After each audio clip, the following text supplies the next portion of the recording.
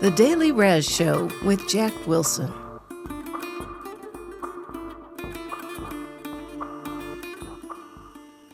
Okay, here we go. We are ready. And I'm Jack Wilson. I'm doing a podcast on a friend of mine, Robert. I'm not going to mention his last name. We'll talk about it as I get into it a little more. Something that I've been wanting to do for a while. And with me is my wife, Carol. Hi.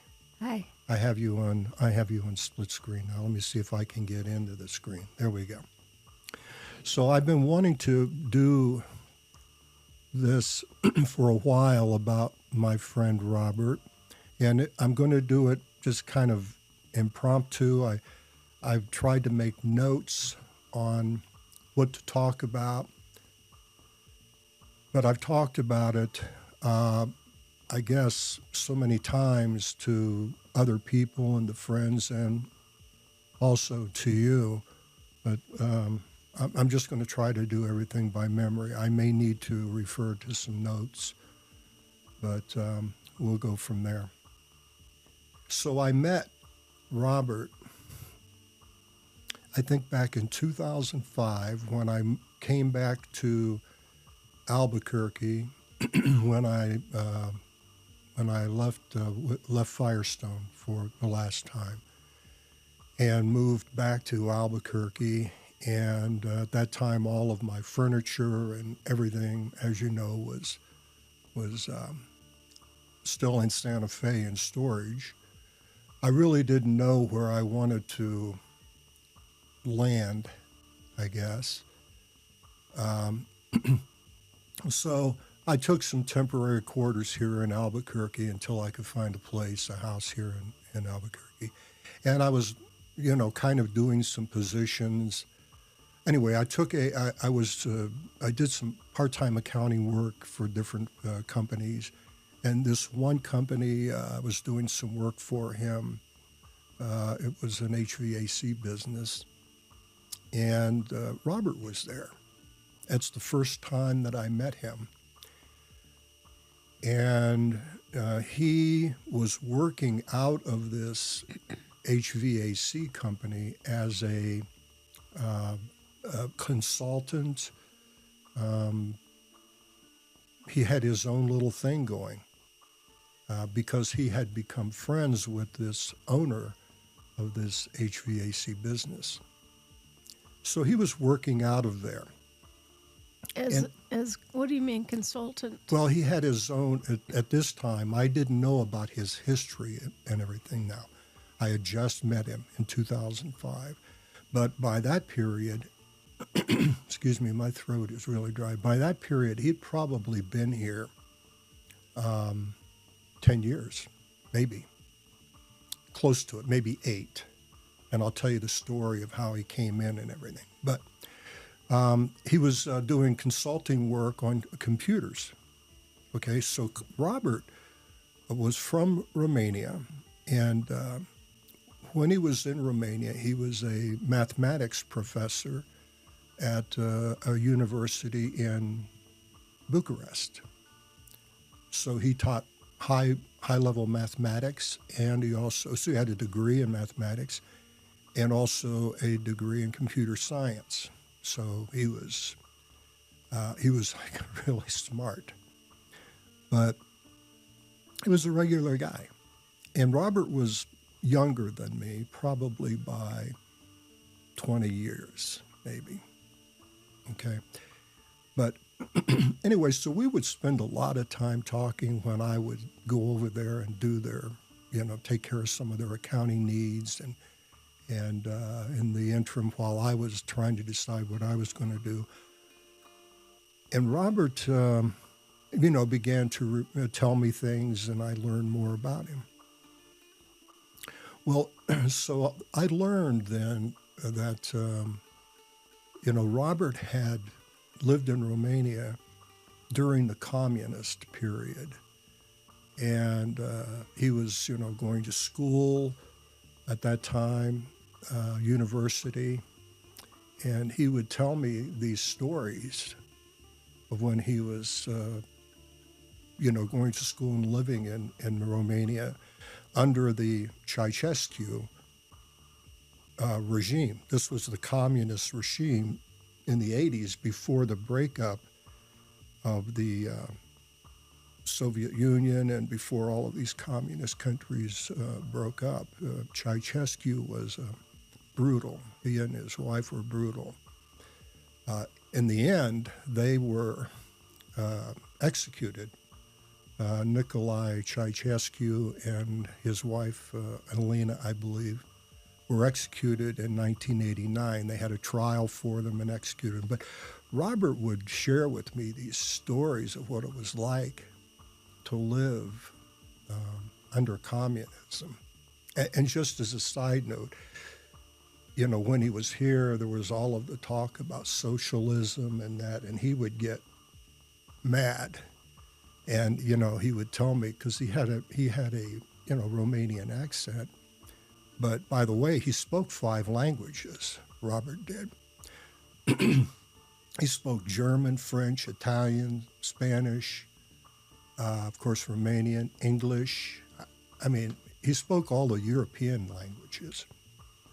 But he would get so mad when he would hear people comparing socialism to communism. He would say, they don't know what the fuck they're talking about. Communism is not socialism. And he would get angry. He hated communists. He hated communists. And he would tell me stories about the fighting in the streets in Romania during that period when they were overthrowing Ceausescu, and they actually had like civil war in the streets. And 1 or 2 of his friends he saw shot and killed. I can't remember if it's 2 or 1, but I would say it's 1. But he told me the story about the gunfighting in the streets, and he saw him shot. And he would tell me stories about having to stand in line. We hear about these things. Stand in line to buy a chicken. I mean, stand in line all day just to buy a chicken, and tell me stories about that. And also, when he was going to university, because the country was just in poverty, it was so bad, that he pirated CDs, or DVDs, CDs at that time. This would have been in the 80s. And he would copy them and sell them to students and young people in Romania because Western music was illegal. You couldn't buy it. So he had a little business going. Even at that time, Robert was an entrepreneur, figuring out ways to make money. And I'm trying to do all of this from memory, so everybody excuse me here. I may bounce back and forth.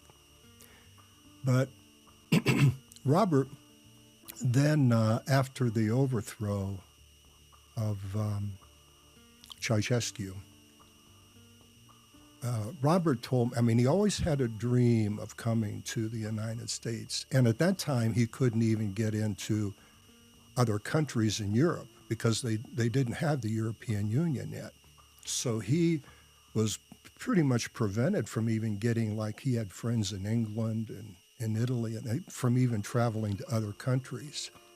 But his dream was to come to the United States because he always heard everything that could be done here and how you could succeed and in business and the education system here. And he, being a mathematics professor, thought that he would certainly be able to, get into a university at the teaching level or use his computer science skills. But going back to when he was in Romania before he came to the United States, he worked. His brother was in the government, and he worked in the computer science. He worked in security. He was in the security. He was a security specialist for the Romanian government after communism, and it is now a democratic government. I guess you would call it democratic. But he worked in the government in the security apparatus, whatever that was. But he still had that thing about wanting to come to the United States. He tried everything to get to the country. Well, I remember I said he was a smart guy. Yeah. And he created his own documents. He created his own documents, and they were so good that he got through everything.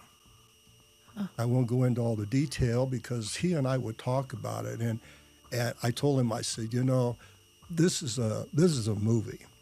It's certainly a book, but it's a movie because he told me in detail how he did the documents, how he created these documents. Remember, I mean, he knows how to use all of the software of about everything, and you know, computers probably wasn't one he didn't know how to use.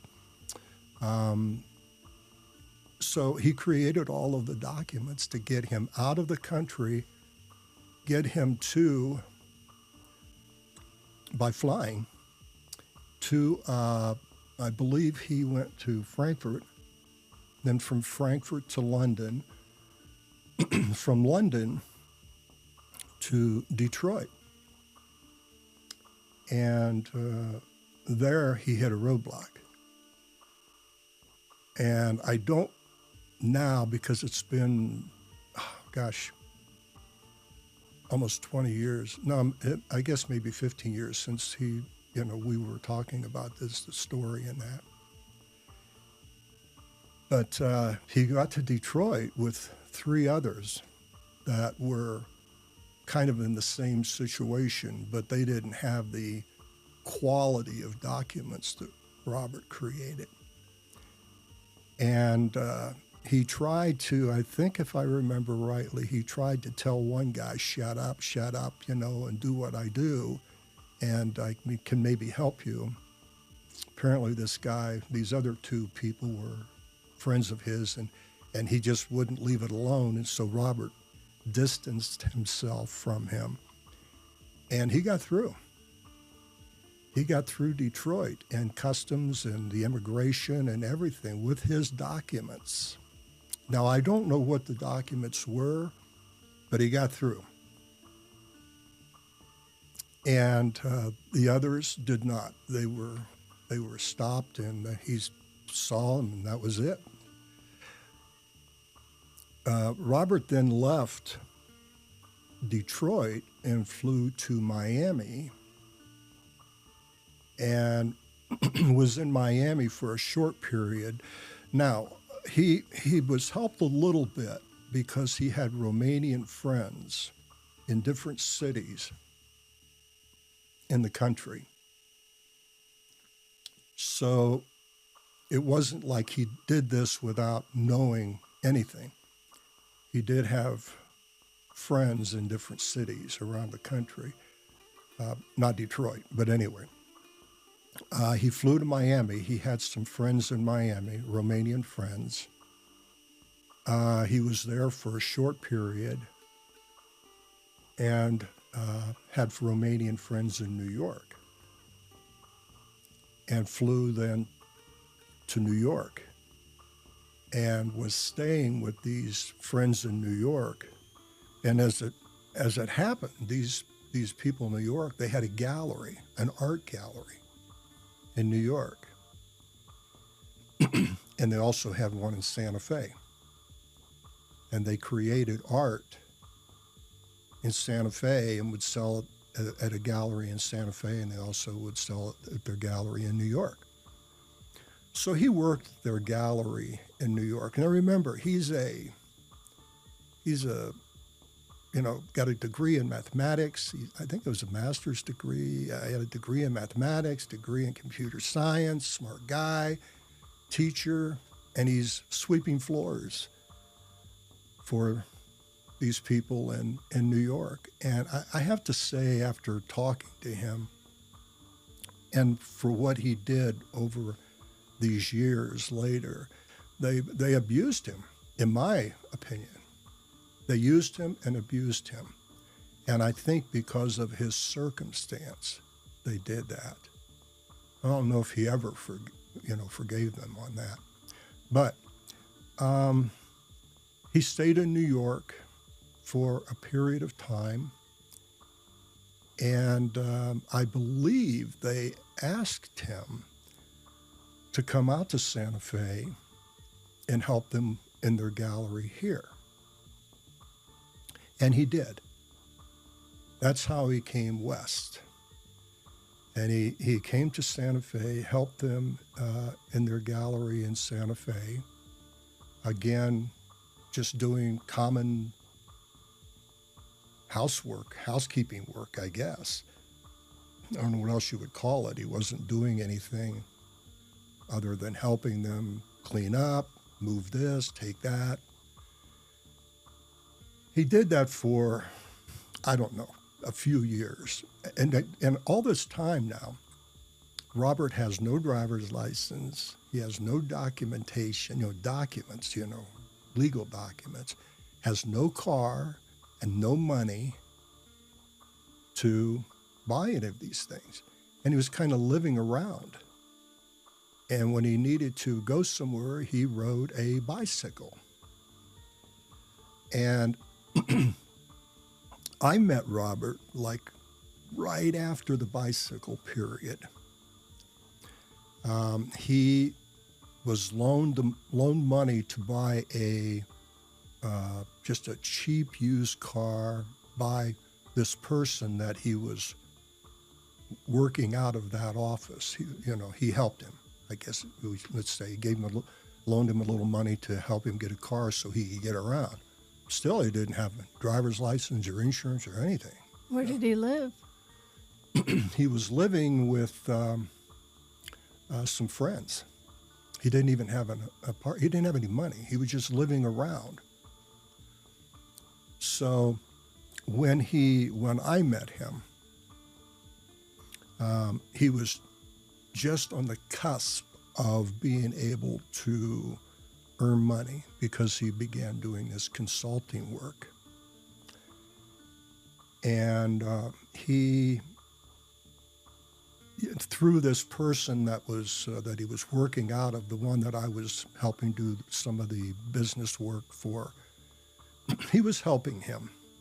I don't know how they met, but he was helping him in ways, loaning him a little money, he helped him buy the car, just in little ways. And again, I'm doing this all from memory. But he was right on the cusp. And then that's how he got his first clients.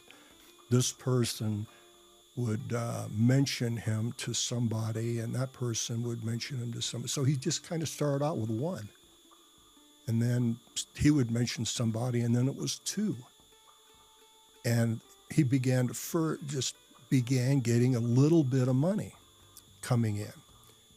And then, again, he was a computer designer. I mean, he could design software, write his own programs. So he would begin doing that and helping, people would bring their computer and he would repair it. And he began making a little money like that. I'm talking like $20, $40, $50. I mean, that's how he started. And kind of moving forward, this went on for a while. And I would see Robert every once in a while, maybe a couple times a week. And then we just began talking. And he was just great to talk to. And his dream was, and this kind of dovetails into the immigration issues in this country. Remember, this is like during I think it was George Bush was president, I think in 2005, 2006. Excuse me, at that period, immigration was huge. Well, fast forward to today, it's always huge. And I think I just mentioned to you a few minutes ago that immigration, they will never solve it because they don't want to solve it. It's a great political football. They always have an answer. This party's going to fix it. That party's going to fix it. They never fix it. They're never going to fix it because I go back to when Robert and I talked, 2006, his dream, they were really going to fix it. They were really close. This Congress was going to do it. And his dream was that this is going to happen, because they had all kinds of caveats that they were going to have to fix immigration. And that was his dream. This will solve my problem, because he had been looking at the universities. He went to UNM. He went to I don't know how many universities and tried to find teaching jobs. He tried to find tutoring work. He tried to find everything.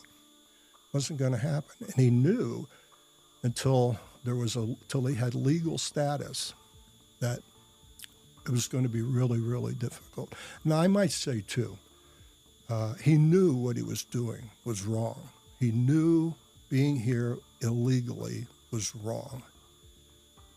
And he didn't make any excuses for it other than to say it's hard to explain unless you have been there.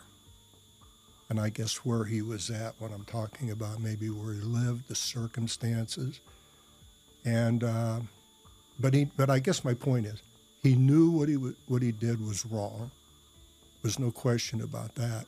But he was like, you have to be there to understand. And I left it alone at that. He was a good person, and he was trying to do right. But they never fixed immigration. They still haven't fixed immigration, and that was 20 years ago. So Robert waited and waited and waited. Well, a couple of years went by, and I had kind of settled in.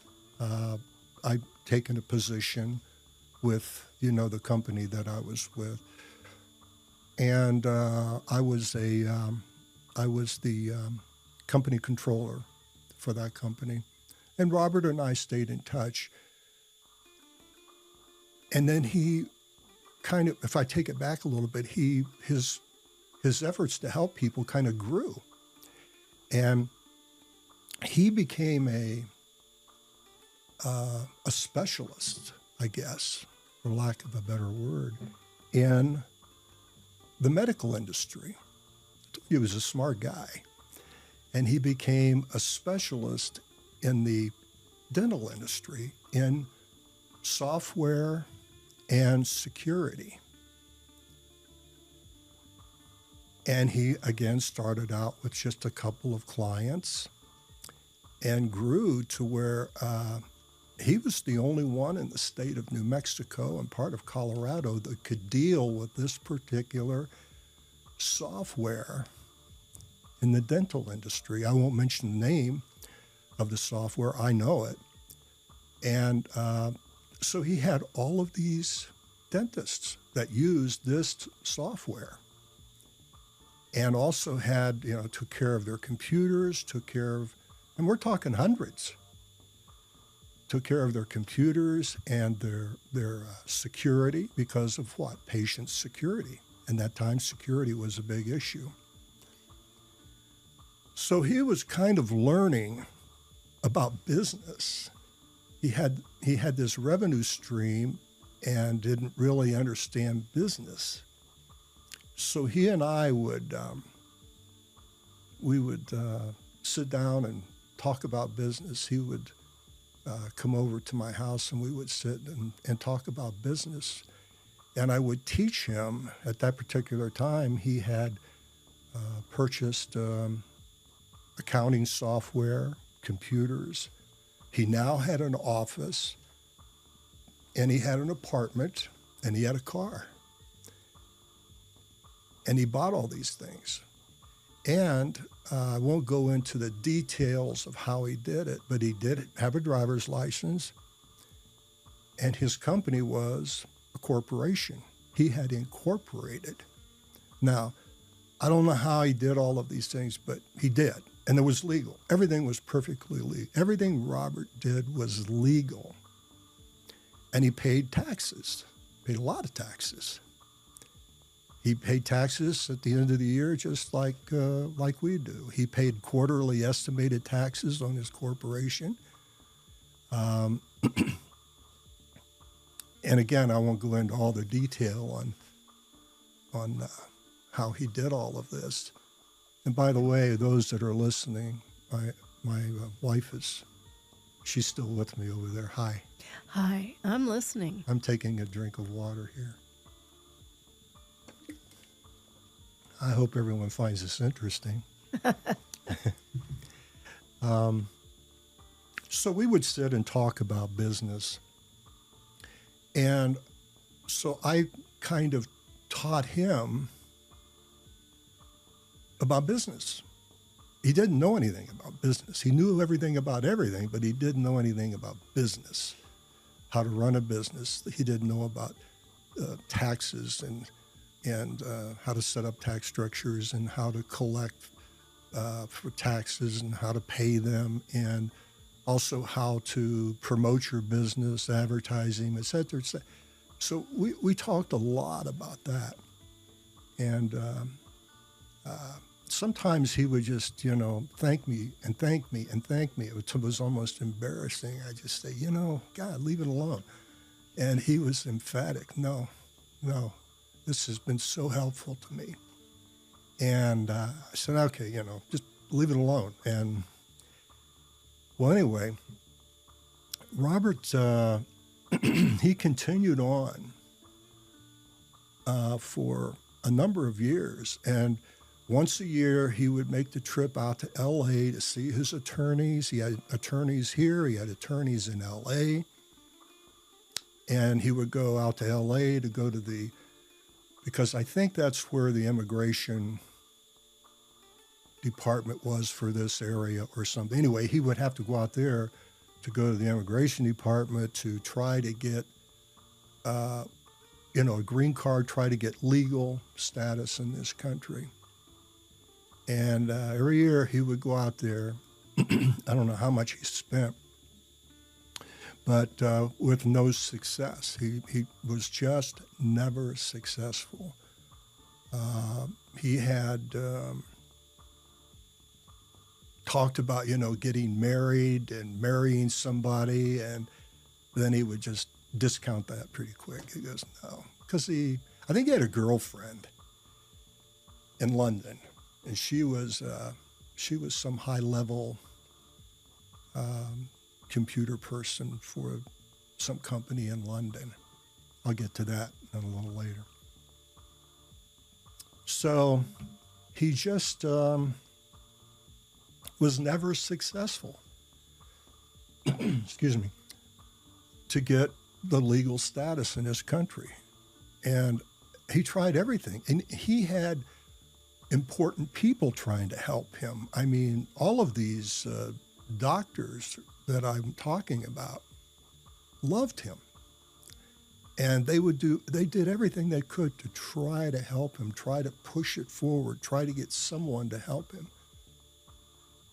No luck. I mean, if anybody would have been a beneficial person to our country, it was him. Yeah. I mean, he had already created this business. I'm not going to tell you how much he was doing a year annual revenue, but I do know. But it was a lot. He made really good money. I mean, these are all doctors, right? And he did this for years. years. I don't know, probably, I can't remember, 6 or 8 years this went on.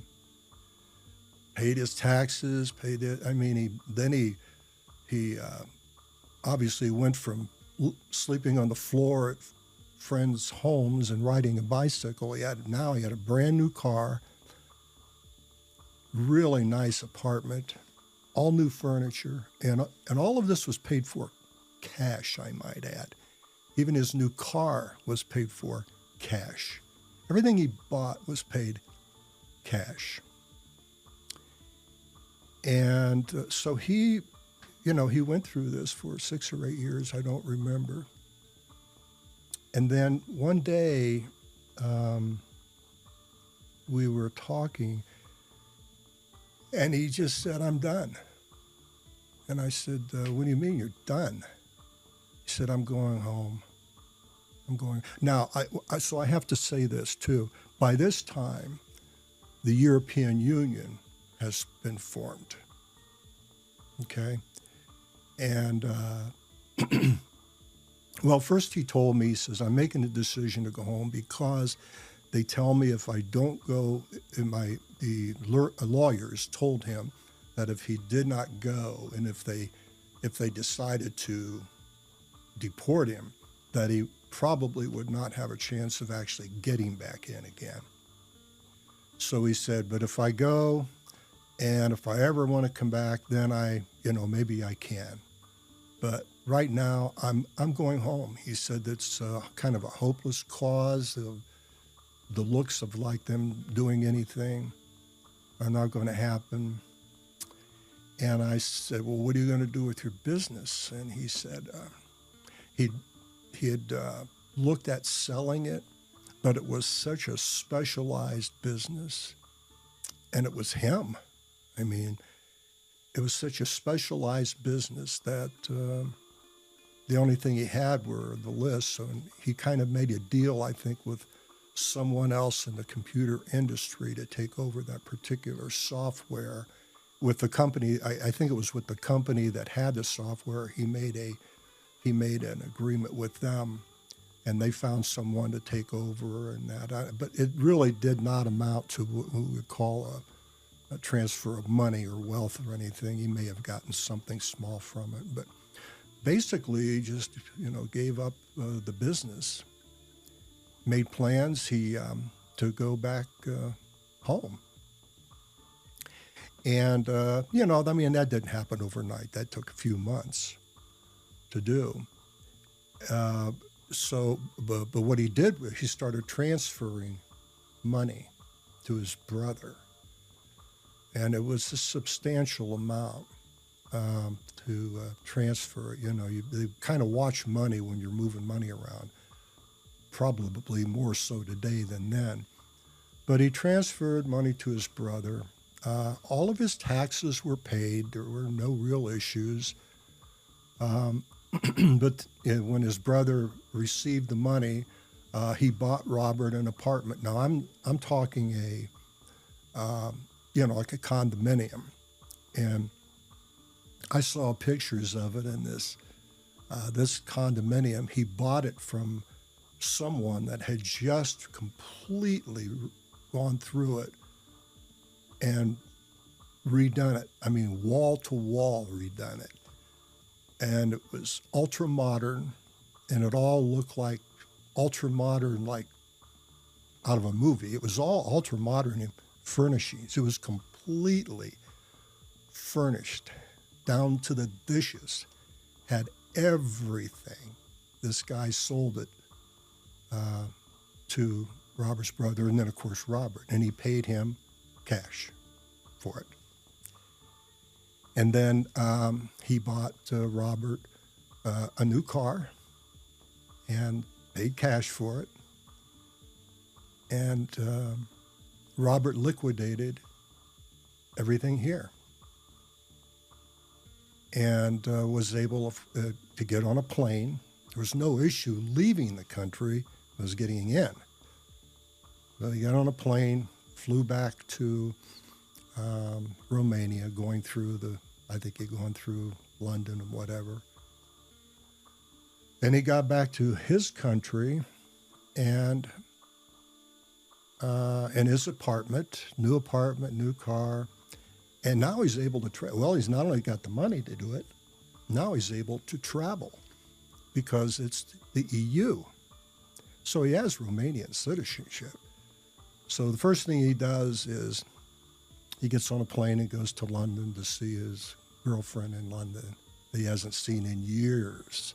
I think she flew over once or twice to this country to see him. But of course, he was not able to travel. So anyway, went to London, see her, and was there for a couple weeks, a month. And I talked to him. That's the first time I'd used WhatsApp. And we would call each other on the phone and talk every couple of weeks. But so then he went back, left London, went back to Bucharest, and did whatever he did there for a while. And then he got on the train, went to Italy. So he was going everywhere. He was going to France. He had friends in France, Germany, Italy. Remember, he spoke the languages. And he would tell me, I talked to him on the phone. He would say, well, I'm going down to, I don't know, Milan. I'm going to go to Milan. I'm going to see so-and-so and stay down there for a couple of weeks. Oh, really? Okay. Or I'm going to go to Paris and see so-and-so. I went to school with them and, I'll see them for, it was like, okay, here was Robert he couldn't even leave Albuquerque, for fear of being picked up. And now he's traveling all over Europe. And knowing that he's got the money to do it, that's what was just great. And we would talk. He was asking me, what I was doing, what I did. And you were able to meet Robert. Mm-hmm. You were able to meet Robert one time, that was the only picture I had of him, was when we started seeing each other and we had our first dinner party, right? Right. And Robert was one of the guests, and he came over and he always asked about you and how we're doing, what we're doing. You guys would go out on the patio and smoke. Yes, that was when I would smoke and drink beer. And I would go out on the patio and you were talking into the night. Yes, yeah. You're talking about when we were here. Yeah. Yeah. Oh, yeah. We loved talking on the phone. I mean, he was just so interesting to talk to, and so he was, traveling all over Europe, and oh gosh, then he met someone. His brother's family introduced him to someone, and her family owned a lot of property somewhere in Romania. And he called me. Well, he was going down to visit her at at their property, and I think it was on the Black Sea or something. There is a water source in there, but anyway. Didn't he go to Transylvania? Well, Transylvania was in that area, and that was. Dracula came from that area. And Dracula, he would tell me, was based on this castle. And he sent pictures of it. It was like a real castle of Vlad the Impaler. This guy was a real guy, Vlad the Impaler. And he sent pictures of this castle, and he was traveling everywhere. He was like the man about town, And anyway, so he came back home, and I got a call one day. We could call each other on WhatsApp. And he called me, and he was asking me about this company. And he said, this company is, I don't want to mention it. I don't want to mention the area because it's huge company worldwide. And he says, isn't this around where you lived? And he told me the name, and I said, yeah. I said, oh gosh, yeah. I used to pass it at World Headquarters. And he said, well, I think I'm going to take a position with them. I said, you're kidding. Doing what? Because they had a factory there, too. And they have them all over the world, but they had a large factory there. And he said, internet security. And I said, doing what? And he said, being head of the internet security. And I said, for where? And he goes, the world. And I said, the world? And he said, yes, yes, I would be head of internet security, their computer internet security for all of their world locations. He said, it's a problem, this, and I guess, internet security at that time was becoming a real problem. Well, he was well versed in it. And I said, you gotta be kidding me.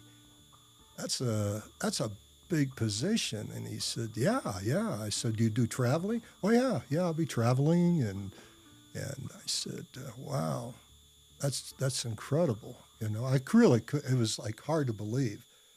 If I said this company, it really is a large company. But again, that was his specialty, was security, computer security. And he was going to, of course, he would have been having people work under him and at his direction doing this or doing that or installing new software, security software, and that's basically what it probably would have been doing. I don't know the full depth of it, but because it was security, right? No. Yeah. So anyway, he took that position, and I guess things were going swimmingly. It was just the thing in London with his girlfriend in London kind of played out, I think. He'd had his wings now. He was out of the United States. He really, at that point, kind of didn't have any desire anymore to come here. The allure was no longer there. Now he could do anything because the EU, that changed the world. Those countries being able to go from one to the other, moving around instead of having to cross borders. They could travel from Austria to France or Romania to Italy. I mean, they could travel anywhere. And at that time now, London, or rather England, was part of the EU. Later on, they were not. But then they were. He could go anywhere. So he was like in the pink. He was having a good time. Yeah. And, but then I could kind of tell in his voice, he had to work now. He had a job and he had responsibilities. So he was, you could kind of sense some stress, a little bit of stress, and maybe now I can't just get up in the morning and take off to Paris. Actually got to go to the office and work, and it had been, probably a couple of years since he had actually worked, because he didn't need to. But I think this job it kind of fell on him. Yeah. And he took it. Well, anyway, things were going good. And we talk every couple weeks, and it was fine. He had asked me, he was always asking, what am I doing? What am I doing here? What am I doing there? And our phone calls, they would go a couple hours, easy couple of hours till phone ran dead. So this went on, and then it was one weekend or something, and I figured, well, he's probably off. He's home, not working the weekend. And I called, and he answered the phone. And I said, hey, man, hey, Robert, what's happening? And he said, oh, this is not Robert. And I said, get out. I said, what's going on, man? He goes, is this Phil? And I said, Robert had an accent, right? Perfect English, but he did have an accent. And he said, is this Phil? And I said, who the fuck else would it be, Robert? That's kind of the way we talked on the phone. And he said, Phil, this is not Robert. This is, I forget his brother's name. I don't remember it. But he said, let's say it's Bob. He said, Phil, this is not Robert. This is Bob, his brother. And I said, hey, fuck you. Come on, quit messing around. What's going on? How you doing? I mean, I really did. He sounded exactly like Robert. And he said, Phil, this is very seriously, this is Bob. I am Robert's brother, and Robert he's dead. And again, I said, fuck you, Robert. Stop it. He goes, no, I'm very serious. And then I stopped. And I was like, what? And he said, yes, Robert he's gone. And I said, well, when? And he said, and it was like 2 days ago, 2 days before. And I said, what happened? And he said, now Robert lived in a high-rise condominium. It was a high-rise, and he lived probably on the 10th floor. And it was in downtown, kind of like downtown Bucharest, And he said, he went downstairs, he ran downstairs and ran across the street, kind of like maybe like Fifth Avenue in New York, and he ran across the street to the market to get cigarettes, and he was hit by a car. And I said, hit by a car? Get out. And then I just said to myself, I said, I always told Robert smoking was going to kill him. And it did, and I couldn't believe it. I just couldn't believe that he was gone. And I talked to his brother, and I said, wow, I don't know what to say. I just did not know what to say at that time. And I said, well, is there anything I can do? And of course, I know there's nothing I can do. And he said, no. But he said, I've been waiting on you to call. I have Robert's phone, and I have been waiting on you to call. And I knew you would. So that was that, And I didn't talk to his brother, whatever his name is. I didn't talk to him anymore. And that was it. That was kind of it. And I just always, remembered those things with Robert. And I still have that saying today. And what is it? It's, what is it? Leave it to be. Leave it to be. Leave it to be. Every time I was going to do something, Robert had a saying, I got to do this, do that. He'd say, just leave it to be. He didn't say leave it alone. He would say leave it to be. Right. He didn't say leave it be. Or he would say leave it the fuck be. Sometimes he would say that. He was a great user of that word, Robert was, all the time. He loved that word. It was part of the English language that he liked, I guess, Anyway, that is my story about Robert, in a kind of a brief nutshell. It was he was a wonderful person, wonderful experience, so smart. Oh, one quick. So when I met Robert and we were talking at this office that he was using, there's a lot more, folks. Believe me, there's a lot more. But I'm trying to just give you the high points in this. But I remember we were just sitting there talking one day, and I said, and he's a mathematics professor, and I said, Robert, is there a value to zero? And he said, yeah, of course. And I said, show me. And he got this piece of paper and he wrote out this formula. That was like 3 lines. And I said, forget it. I said, to me, it's just a zero. Forget it. I'm sorry I asked. But that was Robert, you know. And it's the point of this is that here is a guy that came to this country with nothing, was riding a bicycle and left, I don't know, 8 years later, 9 years later, maybe 10, whatever, with a lot. Like $1 million? I don't know. He left with a lot of money. And nobody gave it to him. He earned every penny.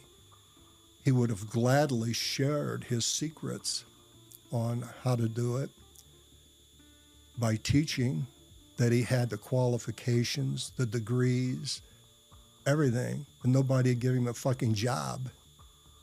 And he fought to try to get legal status in this country, but because of the piece of shit politicians in this country that want to make a political football out of immigration, he just said, well, fuck you, I'm going to take my marbles and go home. And he did.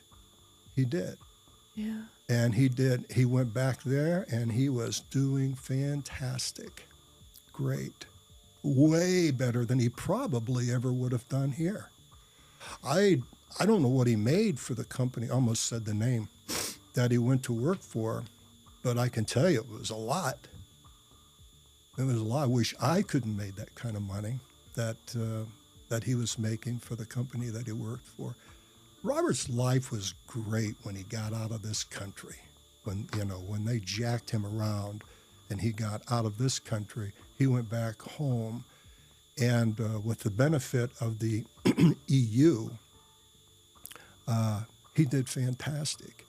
And then just from weird circumstance, weird luck, because he wanted a cigarette, gets killed by a car. Happens. You don't know what's going to happen, So you enjoy every minute of life. Try to enjoy all of your opportunities, enjoy them, take advantage of them, and don't look back because, boom, you never know what's going to happen. But, as long as we've been together, I often talk about him. I enjoy talking about him. I wish he was around that, I could share, some of my life with him and we could just kind of talk back and forth. But they're disappearing. Everybody's disappearing. Good that he had that time before he got the big job to go gallivanting around Europe. Oh, yeah, to go see all of his friends. Yeah. I mean, he was partying.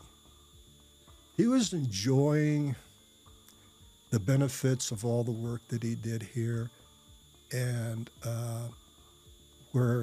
from the things that he had to suffer through here when he first came here, the years of doing without. He was living it up in the last few years of his life in Europe. And, he would, I think we were kind of looking forward maybe to the opportunity of going over to see him, because he would always say, couldn't wait for us to be able to come over and, meet us somewhere, wherever we wanted to go, that he would make arrangements to meet us. I was looking forward to that. Did you want to say anything about, he got sick, didn't he? Oh, you're talking about when he died. Yeah, before that, and before the car hit him. Yes, there was an like episode where he had to go to the hospital. A couple of years before. Yeah, I'll tell you about that right now. I'd forgotten about that. But we talked on the phone about it in depth. And he did not feel well one day. And this was, I don't know, maybe a year after he got back to Romania, after he returned. And he did not feel well one day. I mean, it could have been stress. Who knows, right? And he went to the doctor, and I guess I don't know if he went to the doctor or the hospital. Could have been both. And now he's telling me what happened, that he died. And I said, what do you mean he died? And he said, I'm telling you what happened because the doctors told me. And he said, I just remember these little visions that he had, I guess. Isn't that right? I'm trying to remember the exact story. But he was having these little epiphanies in his mind. And he said, but I'm telling you what the doctors told me. When I woke up, they said, you know, what languages do you speak? And he said, you know, I told him, and they said, well, do you speak Latin? And he said, no, I don't mean Latin. Well, the doctors did because they're doctors, and doctors know what? Latin. And he said, they told me that I was speaking fluently, talking to them in Latin.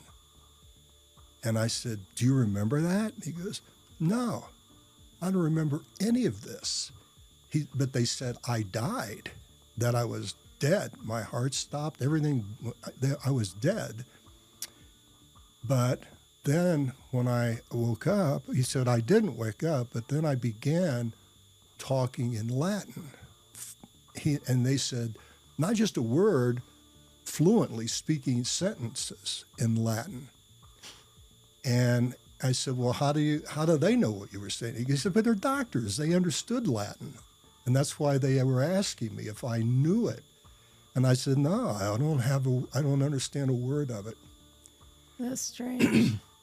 And I said, Robert, that's crazy. That is just crazy. And he goes, telling me about it. I know it's crazy. I don't remember any of it.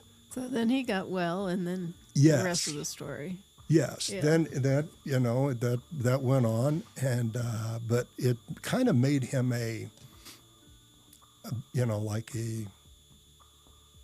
believer. I don't think he really was, but it just made him questioning life. It just really made him questioning life when they began, because they really told him a lot of detail on things that he was telling them and talking to them. I mean, it wasn't just a couple of sentences; it was a conversation. And I said, "But you don't remember it?" He goes, "No, I don't remember. I don't remember any of it." Strange. Yeah, he said, "I remember these little episodes in my head, but no." So anyway, is that the story you're talking about? That's it. Yeah. Well, these were the kind of things that he and I would talk about, just life, talking about life, and I miss that. Anyway, I bet you do. That's my story on Robert, and I don't know how it went. I hope it Brought went him well. to life for a few minutes. Yes, and I did write an article on dailyraz.com about article. It has maybe some things in there that I missed. I don't know. But I hope everyone enjoyed it. I did. I often think about it, and there's some moral to the story is, immigrants are not all bad, no matter what Trump says and what that guy said. They're not all bad. There's some good in everything. And look, immigrants are what are going to keep this guy honest, because these people, I think I even wrote about this, these people have come from countries where they've lived under dictators and rulers like that, and fascist countries, and they've come to this country to get the fuck away from that. So they're not going to let that happen here. They're not going to. This country's full of immigrants, no matter It's what people. all it is. Right. And this country is full of immigrants, no matter what people think. They're not going to get rid of them. We're all born from immigration. And that's what keeps this the country that it is, because everyone that's here has escaped from people like that. And they're not going to let that happen here. It may seem like it, but my suggestion is embrace these people. There's going to be good and there's going to be bad, but you can't throw the baby out with the bathwater. And I know it's an old euphemism, but anyway, that's the protection of this country, are the immigrants in it, to stop people like that from achieving what they have in their little minds. And that was kind of what Robert was wanting to do when he came here. He got out of the communist regimes over there, lived through that, and wanted to come here and be part of this country, as everyone does. And he had superb credentials and couldn't get legal. So don't believe these people when they tell you that you got to do this, you got to do that. They have their own little private things that they want to do to let you in. Okay, I'm getting off on other subjects. That's that. We're going to, I think it's time to say yes. good night, Phil. Good night, Phil. Good night. Okay. Good night, Phil. Okay. I'm going to switch over. We're going to wave and say goodbye. Bye. Okay. Thanks, everybody.